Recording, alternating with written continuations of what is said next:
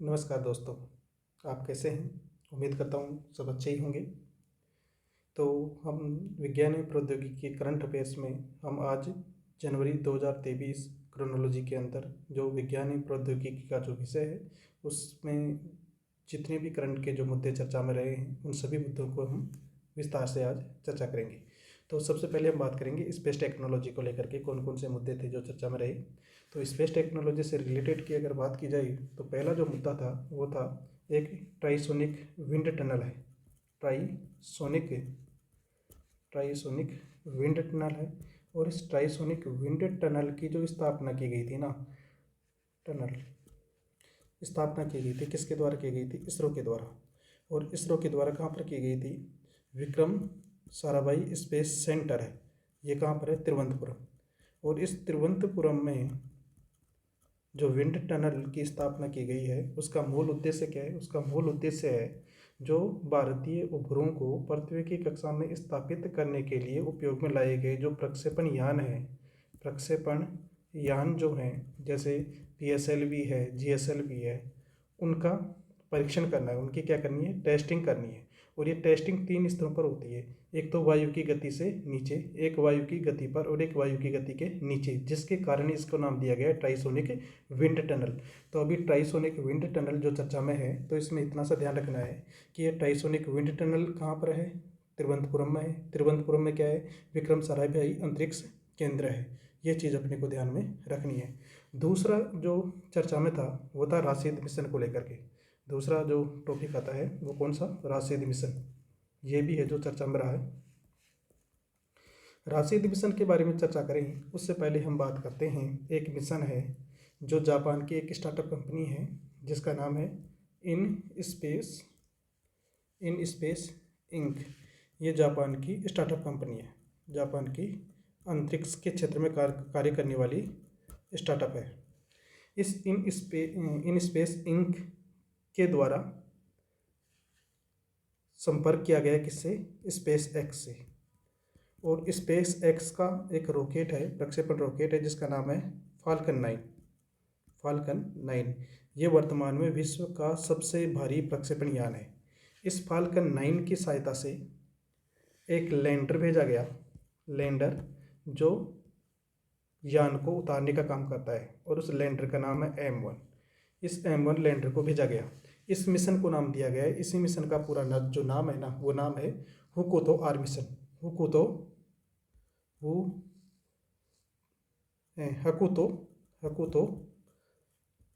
Are mission इसका नाम दिया गया है। हकुतो आर मिशन इस नाम दिया गया है।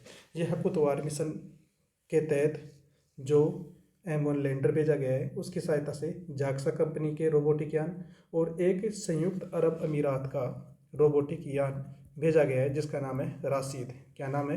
राशिद। और ये राशिद जो है वो कौन सा मिशन है? ये चंद्र मिशन है, चंद्र मिशन है, यानी चंद्रमा पर भेजा गया है। तो ये अपने को ध्यान में रखना है, यानी चंद्रमा पर वहाँ पर जीवन की संभावनाओं को तलाशने, वहाँ पर जो सौर प्रणाली से संबंधित जो डेटा कलेक्शन करने के लिए इस मिशन को भेजा गया है। और पहला ऐसा अरब देश बन गया है जिसने चंद्रयान मिशन है जो लॉन्च किया है। किसने? संयुक्त अरब अमीरात ने। तो इसमें पूरी जो ये कहानी है इतनी सी है कि जो इन स्पेस जो एक अंतरिक्ष के क्षेत्र में काम करने वाला जो स्टार्टअप है वो किसका है? जापान का। और इसने है जो किसके साथ संपर्क किया? Space x. स्पेस एक्स कहाँ पर काम करती है? USA के अंदर एक प्राइवेट कंपनी है और उसके अभी संस्थापक कौन है? Elon Musk. स्पेस एक्स का एक प्रक्षेपण यान है जिसका नाम है फाल्कन 9 जो विश्व का सबसे भारी प्रक्षेपण यान है। इस प्रक्षेपण यान की सहायता से एक लैंडर भेजा गया है जिसका नाम है M1। क्या नाम है? M1। और इस M1 की सहायता से कुछ रोबोटिक यान भेजे गए हैं जिनमें एक रोबोटिक यान है जिसका नाम है राशिद। और ये राशिद चंद्र मिशन है किसका? ये मिशन है संयुक्त अरब अमीरात का। यानी संयुक्त अरब अमीरात पहला ऐसा अरब देश बन गया है जिसने चंद्र मिशन लॉन्च किया है। इससे पहले संयुक्त अरब अमीरात के द्वारा एक मंगल मिशन भी लॉन्च किया गया था जिसका नाम था होप मिशन। क्या नाम था? Hope mission. जुलाई 2020 में इसको भेजा गया था जो मंगल ग्रह की कक्षा में इसको भेजा गया था। ये एक प्रकार का ऑर्बिटर मिशन था, ऑर्बिटर मिशन था। तो यूएसी से संबंधित 2 मिशन आते हैं, एक आता है राशिद मिशन और एक आता है होप मिशन। राशिद मिशन तो क्या है? राशिद मिशन तो है चंद्रयान मिशन है, चंद्रमा पर भेजा गया है। और एक नाम है होप मिशन। होप मिशन क्या है? मंगल मिशन है। ये अपने को ध्यान में रखना है। अब आगे बात करते हैं अगला टॉपिक की। तीसरा टॉपिक है जो उससे क्रोनोलॉजी में दिया गया था कि अमेरिकी उपकरणों को लेकर के जाएगा चंद्रयान 3। अब चंद्रयान 3 जो है, चंद्रयान 3 की अगर बात करें, चंद्रयान 3 ये भारत के द्वारा चंद्रमा की सतह पर भेजा जाएगा। और ये कैसा मिशन होगा? ये lander plus rover, lander plus rover, यानी इसमें किसी भी प्रकार का ऑर्बिटर नहीं होगा, केवल लैंडर होगा। और लैंडर जो रोवर को लेकर के जाएगा और चंद्रमा की सतह पर उतारेगा। रोवर यानी होता है रोबोटिक यान, 4 पहियों वाला एक प्रकार का रोबोट होता है जो वहाँ पर ड्रिलिंग करने का कार्य करता है, मिट्टी के नमूने एकत्रित करने का कार्य करता है, वहाँ पर पाए जाने वाले मिनरल्स के बारे में है जो जानकारी जुटाने का प्रयास करता है। और चंद्रयान 3 मिशन जो भेजा जाएगा, ये बताया जा रहा है कि जून 2023 तक इसरो के द्वारा इसे भेजा जाएगा। और कहाँ से भेजा जाएगा? सतीश धवन अंतरिक्ष केंद्र श्रीहरिकोटा से इसको भेजा जाएगा। अब ये चंद्रयान 3 जो मिशन है ना, ये मिशन है जो अमेरिकी कुछ उपकरण है, उन उपकरणों को भी है जो वहाँ पर लेकर के जाएगा। कहाँ पर? चंद्रमा पर। क्योंकि आपको ध्यान रखना है कि अभी अमेरिका की जो स्पेस एजेंसी है जिसका नाम है नासा, और उस नासा के द्वारा एक मिशन लॉन्च किया है जिसका नाम है आर्टेमिस मिशन। अभी इसके बारे में आगे चर्चा भी करेंगे। तो इस मिशन के माध्यम से अमेरिका ये जांचने का प्रयास कर रहा है कि क्या चंद्रमा के ऊपर है जो पुनः किसी व्यक्ति यानी अंतरिक्ष यात्रियों को भेजा जा सकता है, वहाँ पर उतारा जा सकता है, वहाँ का वातावरण उनके अनुकूल है या नहीं है, इनके बारे में जानकारी एकत्रित करने के लिए जो आर्टेमिस मिशन को है जो नासा के द्वारा लॉन्च किया गया है। अब बात कर लें चंद्रयान 3 जो भेजा जाएगा, ये GSLV Mark 3 से भेजा जाएगा। चंद्रयान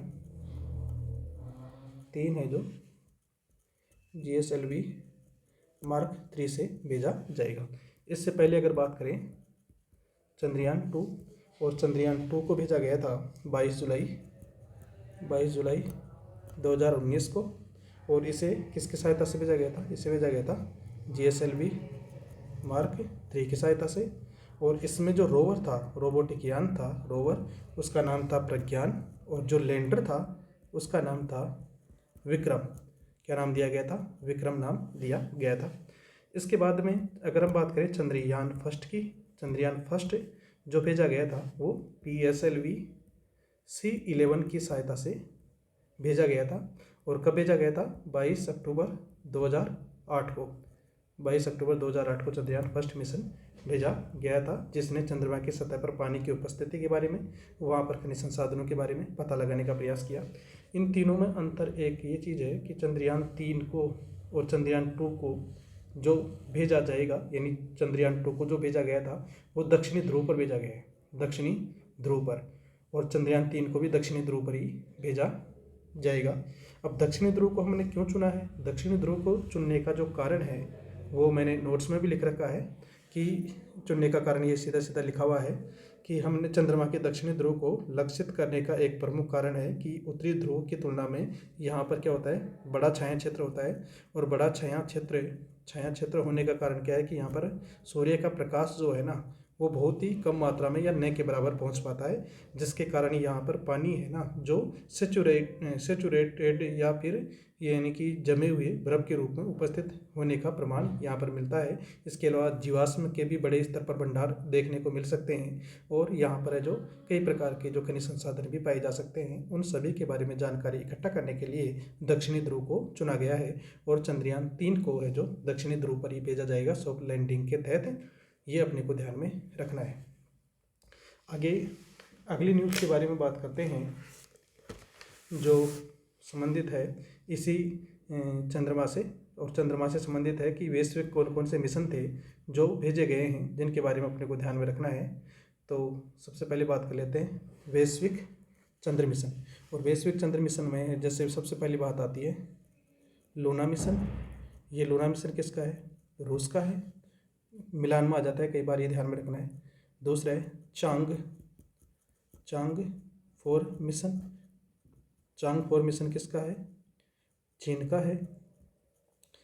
ध्यान रखना ये सभी किसके बारे में बात कर रहा हूँ मैं? वैश्विक चंद्र मिशन, यानी चंद्रमा के ऊपर जो मिशन भेजे गए उनके बारे में। चांग 4 किसका मिशन है? चीन का। तीसरा है आर्टेमिस मिशन। आर्टेमिस मिशन ये किसका है? नासा का है। किसका है? नासा का है। ये अपने को ध्यान में रखना है। इसके अलावा राशिद मिशन के बारे में भी हमने चर्चा कर ही ली। राशिद किसका है? राशिद है जो यूएई का है। किसका है? यूएई का मिशन है। ये अपने को ध्यान में रखना है। इसके अलावा एक चीज़ और याद रखनी है कि पहली बार यानी कि जो 20 जुलाई 1969 में एक मिशन भेजा गया था जिसका नाम था अपोलो 11। और इस अपोलो 11 मिशन जो भेजा गया था ना, इसमें जो रॉकेट उपयोग में लिया गया था वो था सैटर्न 5। ये किसी ज़माने में विश्व का सबसे भारी प्रक्षेपण यानों में से इसको जाना जाता था, लेकिन वर्तमान में कौन है? फाल्कन 9 रॉकेट है। तो सैटर्न 5 का उपयोग इसमें किया गया था। और इस अपोलो 11 के माध्यम से जो अंतरिक्ष यात्रियों को चंद्रमा पर भेजा गया, उनमें जो पहले व्यक्ति थे वो नील आर्मस्ट्रॉन्ग थे। नील आर्मस्ट्रॉन्ग थे जिन्होंने चंद्रमा की सतह पर अपने पहले कदम रखे। दूसरे व्यक्ति थे बज एल्ड्रिन, जिन्होंने चंद्रमा की सतह पर अपने कदम रखे थे। तो अपने को इतना सा ध्यान रखना है कि भाई चंद्रमा से संबंधित कौन कौन से मिशन हैं और कौन कौन से देश के हैं। जैसे लूना मिशन किसका है? ये है जो रसिया का है। चांग 4 मिशन किसका है? चाइना का है। आर्टेमिस मिशन किसका है? नासा का है। राशिद मिशन किसका है? राशिद मिशन है जो संयुक्त अरब अमीरात का है। अपोलो मिशन का संबंध भी किससे है? चंद्रमा से ही है। और अपोलो मिशन किसने भेजा था? नासा ने। नासा यानी अमेरिका। नासा की स्पेस एजेंसी कौन सी है? नासा है। तो ये अपने को ध्यान रखना है। जैसे जापान की स्पेस एजेंसी है जाक्सा, नासा की अमेरिका की कौन सी है? नासा। स्पेस एक्स किसकी है? एलन मस्क की। और उसका प्रक्षेपण यान का नाम क्या है? फाल्कन 9। और वर्तमान में विश्व का सबसे भारी प्रक्षेपण यान भी कौन सा है? फाल्कन 9 रॉकेट है। ये चीज़ अपने को ध्यान में रखनी है। अगली न्यूज आती है इसरो के द्वारा स्ट्रेप ऑन बूस्टर मोटर की बात की जाए, स्ट्रेप ऑन मोटर्स की बात की जाए तो उनका सफल परीक्षण किया है। और उसका नाम है, नोट्स में भी लिखा हुआ है और वैसे भी देख लेते हैं। उस मोटर्स का नाम है PSOM-XL। इसको बोला जाता है 6 solid propellant strap on motors. ये इनमें क्या भरा होता है? इनमें ईंधन भरा होता है। और ईंधन भी कितना? लगभग है जो 12 टन ठोस प्रणोदक इसमें भरा होता है। और ये ठोस प्रणोदक जो इन मोटर्स के अंदर जो होता है, ये क्या करता है? ये प्रक्षेपण यान को गति देने का प्रयास करता है। प्रक्षेपण यान को थ्रस्ट देने का प्रयास करता है। जैसे अभी अपनी पास डायग्राम भी है, उसमें देखें। जैसे ये है, ये अगर बात करें, ये है स्टेप ऑन मोटर्स की बात करें, ये स्टेप ऑन मोटर्स है जिसके अंदर क्या भरा हुआ है? प्रोपेलेंट यानी प्रणोदक भरा हुआ है। क्या भरा हुआ है?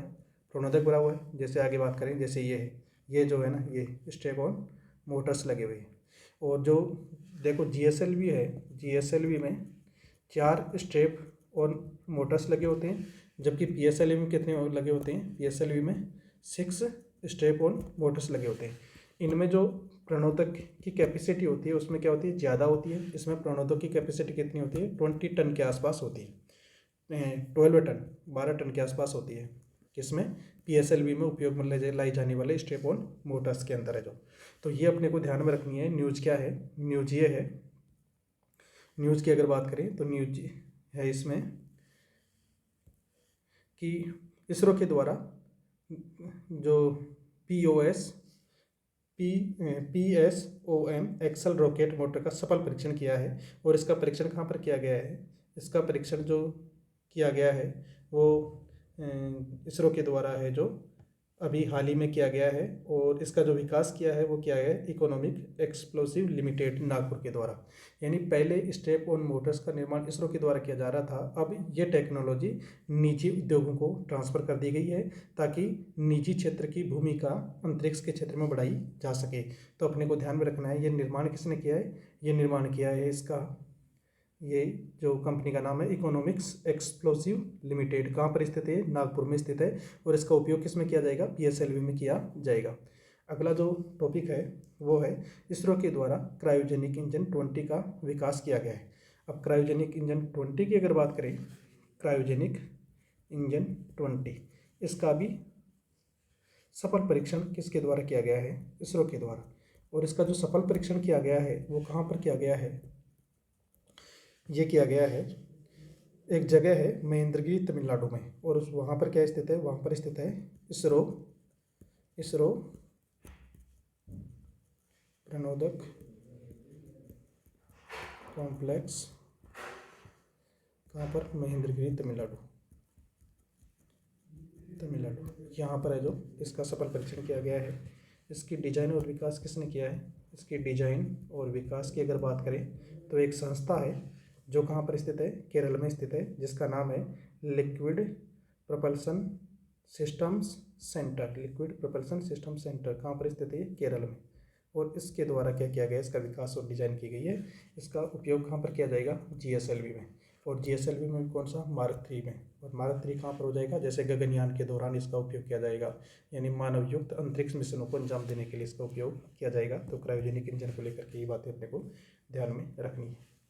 आगे बात करें अगली न्यूज़ की, तो अभी एक टेक्नोलॉजी है SWOT, उसका क्या किया गया है? उसको लॉन्च किया गया है। अब SWOT के बारे में बात करें, SWOT को क्या किया गया? लॉन्च किस किस के द्वारा किया गया है? ये किया गया है नासा, और नासा किसकी स्पेस एजेंसी है? USA की। और दूसरा CNES, ये किसकी स्पेस एजेंसी है? फ्रांस की। इन दोनों के द्वारा। इसकी फुल फॉर्म क्या है? इसकी फुल फॉर्म है surface water and ocean topography. इसका उद्देश्य क्या हो जाएगा? इसका उद्देश्य हो जाएगा पृथ्वी की सतह पर पानी के समस्त स्रोतों को ट्रैक किया जा सके, यानी पृथ्वी पर कहाँ कहाँ पर पानी पाया जाता है, उस पानी से संबंधित जितने भी स्रोत हैं उन सभी को क्या किया जा सके? ट्रैक किया जा सके। तो इसके लिए नासा के द्वारा और CNS के द्वारा SWOT यानी surface water and ocean topography को क्या किया गया है? लॉन्च किया गया है। क्वेश्चन पूछा जा सकता है कि SWOT क्या है और इसको किस किस संस्था ने लॉन्च किया है? तो नासा प्लस CNES यानी USA और फ्रांस के द्वारा। अगली अगर हम बात करें जो चर्चा में रही है वो डिफेंस टेक्नोलॉजी से रिलेटेड है, क्योंकि स्पेस टेक्नोलॉजी तो पूरी हो गई है। डिफेंस टेक्नोलॉजी की अगर बात करें तो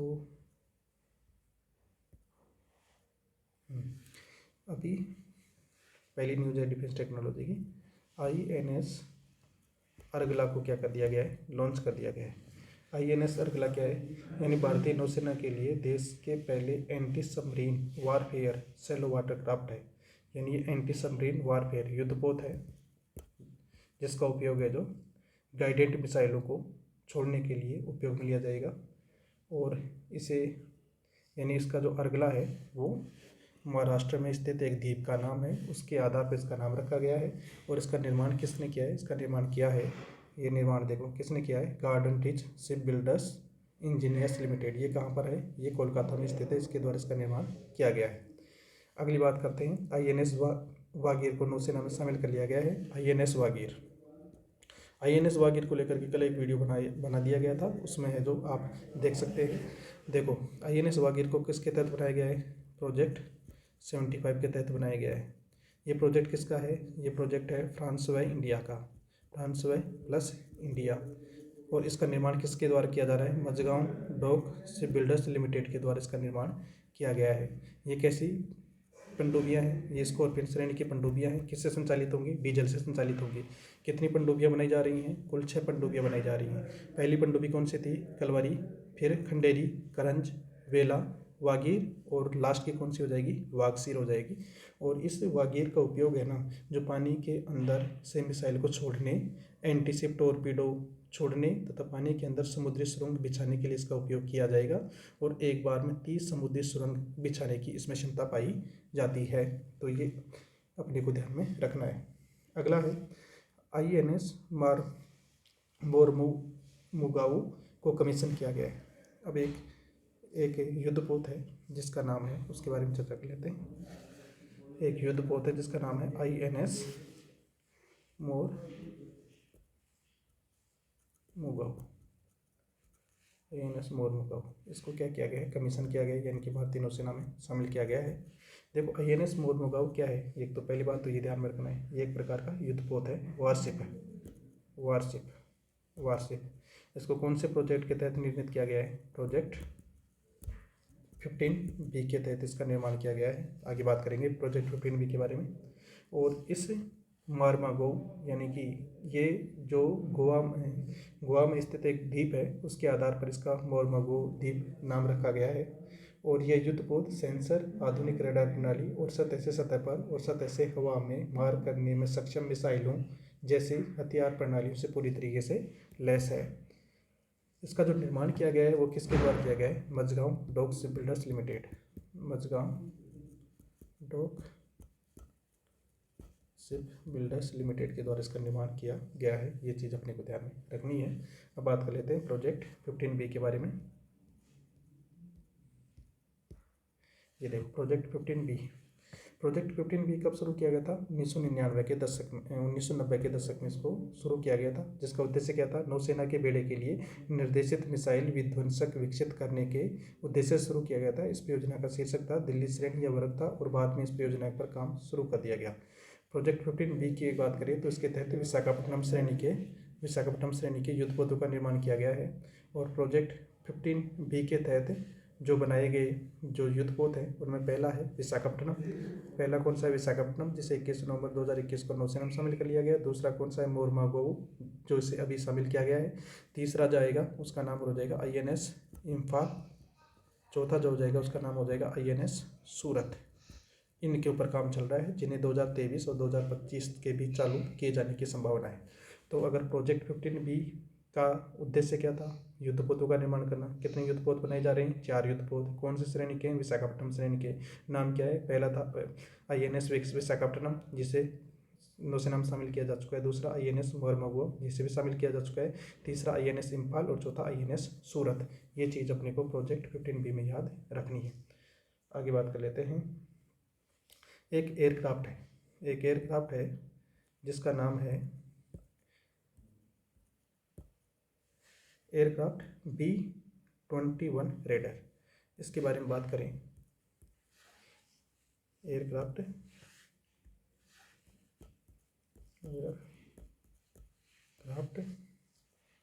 B-21 रेडर, इसे किसके द्वारा लॉन्च किया गया है, USA के द्वारा लॉन्च किया गया है।